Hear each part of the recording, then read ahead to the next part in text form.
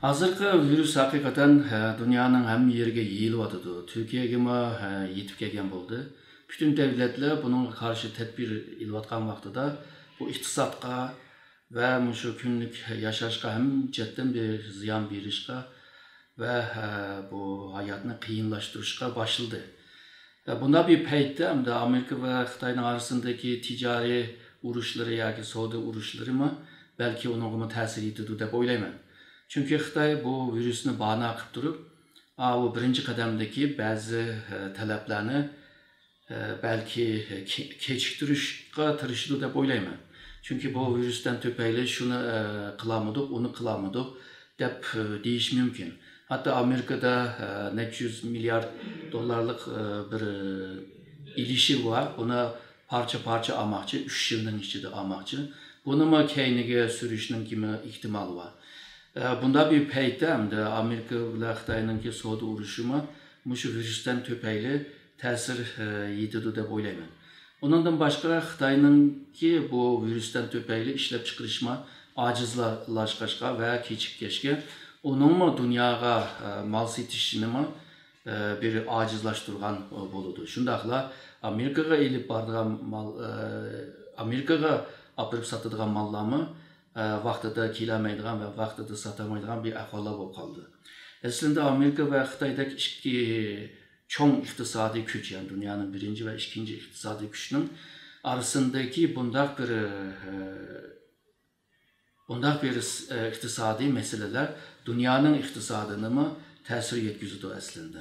Şununla bu Avrupa olsun, Garip devletler olsun, Türkiye'deki devletler olsun hemsiga tesir yetkizdi hem de bu virüsünki yiyilişi bile. Fakat virüske karşı bir doğrusunu tapalığan takdirde belki bu çakan tügep ve dünyanınki iktisadi özününki yolu da ketişinninki ihtimal buludu. Eğer de doğrusunu tapamay ve keş tapıdığan olsa bu virüsününki yaratkan bir budaki virüsünün iktisadi üstüde yaratkan bu tesir belki uzun müddet devam kılgan bir ahvallar buludu. Yani bir cihetten deyilgan bolsak, misal Xitayda başta bir SARS deb juqumluq kesel çıktı, hazır koronavirüsü deb çıktı. Bence bundan kim macık virüsler çıkıdı deb o'ylayman. Çünkü bu hazırkı şu biyologiyalik ya da genetik cihetteki tədqiqatlara qaraydigan bolsak, bundan kim dünyadaki bu virüsler ve şundaqla bu bakteriyalar, mikroplar bu mutasyonunki tızlığı doğru işlep çıkarış tızlığından iştik oldu ki. Eğer bunda